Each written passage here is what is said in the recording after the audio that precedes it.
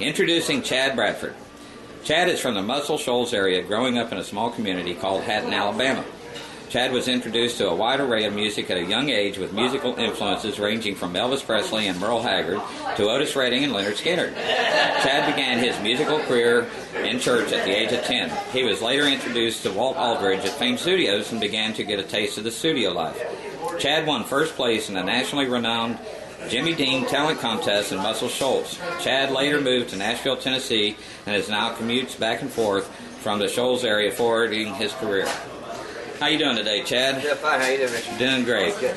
I was going to ask you a few questions here. One of them is, what other bands have you played in before? Actually, I've played in, I always had my own band, and I started when I was about 18 years old, right out of high school, and that's been about it. Okay. How long have you been playing music for? I've been about 20 years. 20 years. Yes, I was young. And what instruments have you learned to play? I play guitar and play mandolin too. So. And where did you grow up? I grew up in a little town, a little small place, like Mayberry. You know, it's called Hatton, Alabama. It's not even a town. It's just a community. It's in Orange County, North Alabama. It's a good place to live. And what genre of music do you lean towards in your performance? More of the southern rock or the country? More country. Yeah. More country? And who are your major influences? You know, sort of old school, you know, the Merle Haggard, the George Jones type stuff like that. I like doing some of that stuff. George Strait, Garth Brooks, those types. So just numerous influences. And I see here, Walt Aldridge helped you to get into the music scene. Actually, it was funny. When I was like 21, 22 years old, I was entered a contest over at the National North Alabama Fair. They have every year with most shows, and I was in that contest, and he was actually one of the judges one night, and Rodney Hall was one of the judges too. And I didn't win that night, but I think I came in second place. And the next week, you know, somebody called for fame, and I didn't know who Walt Aldridge was. You know, that's good, you know. And then kind of find out how big he was. I think, well, it was pretty exciting, you know. And you know, started doing some demo work over there, and then continued on. And what famous musicians have you met in your life, and how they affected your career? Well, I've done a lot of shows with different players. The latest we did with Billy Currington down at Key West, and did a show down there with him. And, you know, a lot of Confederate Railroad, Tinker Brown. I mean, it's just Joe Diffie. I've done a lot, and you know, it didn't affect my life that much, but it was just players with me because really they're some super nice guys out there. Yeah. All right. And does your audience inspire you, and do you like to interact with them? Oh yes, that's what it's all about. You know, being out there, you know, makes you feel good what you're doing when you're out there. You know, they spend their hard-earned money, and money's hard to come by these days. You know, and whether it be $5 cover charge or whatever, you know, and they come out and come see you, and it's a packed house. You know, it's a good feeling to have, and I appreciate that. All right. And what inspires your music? Well, you know, I try to, you know, I do. In our shows, our live shows, we do majority of cover songs, but we do a lot of my original stuff too. We throw those in there as well, and you know, I just try to write songs that you know, people can relate to. And you have a record label, I see. Yes. You just signed on. And yes, just signed on, and I'm getting ready to start a new album. Actually, tomorrow. Yeah, tomorrow, Sunday. Yeah. All right. And are you a member of any musical organizations? Yeah, well, BMI? I'm a member of ASCAP. ASCAP? I'm a member of ASCAP for a while. And that's pretty much it. And what about your instruments? Do you have a brand loyalty, or? Yeah, well, I've got two guitars I play. I love Taylor guitars. I play a Taylor, and I also have a Larry. And that's very unfamiliar a lot in this area, but they're great guitars too. And where have you performed? I performed pretty much everywhere in North America, and out in the United States. We've been out to Nevada, Mexico, up the Northeast, we've been out to Minnesota, we've been south, been down to Key West, been to Key West, Florida, to Minot, North Dakota.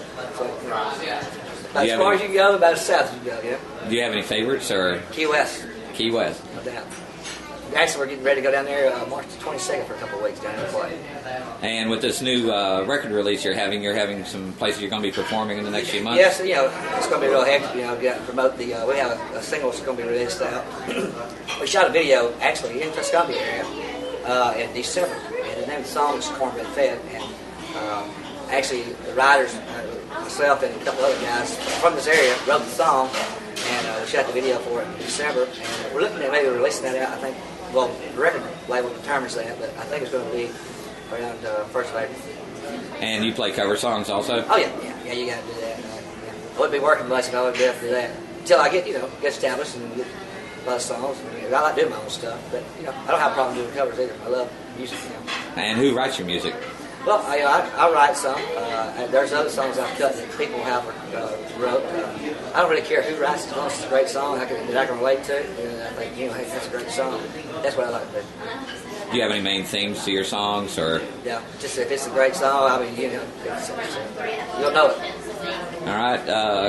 Can you kind of briefly describe what your belief in the music making process is, or what you've experienced in the studio? Well, when I first started out, it's funny talking about Walter. I was 22 years old, and I'd never been in the studio before in my life. All I had done is performed out live, and I didn't have much training in that either. Didn't know that much about vocal work at all. But we got in the studio. It was tough because like I said never had microscopes in the studio. It's like down on you. It picks up every little mistake you do. It took me a while to get used to that. And I kept working, got better and better at it, and the work's paid off. And do you do a lot of rehearsals and? Well, we don't have a set time to rehearse like a lot of times before we go on a road trip. We stay home 2 or 3 weeks. We'll get together like the week beforehand and spend about 4 days together and get tighten everything up as a band. But we primarily do maybe once a week, once every 2 weeks. And has your music evolved over the years? What you've been playing? Or? Yeah, it's no doubt. It's getting better and better. That's a good thing. And what's your biggest challenge as an artist? Well, the biggest thing right now is the way the music business is now. The CDs, the albums, pretty much are out of the past now. Everybody's going digital on computers, internet, and the concern we have for myself and a lot of independent artists is, getting your music out there to people that don't know who you are. And when you release, songs out the radio, you have to have people really a good team behind you, pushing it to these radio execs, program directors. Play your song, give you a chance, and I think if we get this opportunity, it'll work. Okay. What advice do you have for anybody who wants to form their own bands or be in the music industry? Well, if that's what you want to do, really, go for it. It's a lot of hard work. I didn't realize how much work is involved in get ready to go up a lot of roller coasters. I know I've been up and down numerous times, but if it's in you, it's going to stay with you the whole time until you die. And how do the fans get access to you for your music, to get access? Or? Well, we have a website, www.chadbradford.com, and then we have, you can purchase CDs and merchandise, stuff like that. It shows, live shows too. But pretty much everything we do is digital, basically, so computer-based, internet sales, stuff like that. And your website, you said again, you have sample music? www.chadbradford.com, and plus I have a MySpace and Facebook, all that stuff's on, intertwined with each other. And is there anyone you'd like to acknowledge for offering your support or offering support for you? Tons of people there. Starting back from the beginning, but I think the same with Georgette last year. We met up last year. Makes out of shows, and they really been a tremendous part. A lot's happened in a year since we met, and really excited about being with them. The fans, my parents, God, all it's too many to name. It's too many to name. The guys that I play with, the band I have played with, those are triple guys, and they work hard. I appreciate it because it wasn't. Hey, I can't do it without them.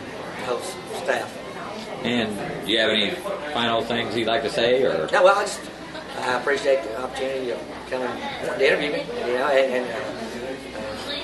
I said I'm excited about the upcoming near future, and look forward to having y'all out. Come out and see a show if you'd like to. Purchase a CD, please. And I guess that's about it. All right. Well, that's some great music from Chad Bradford going to be coming up, and we'll go on with the song, and then thanks for coming to Shoals Beat and coming and joining Chad Bradford for the live interview. Thank you. All right. Thank you.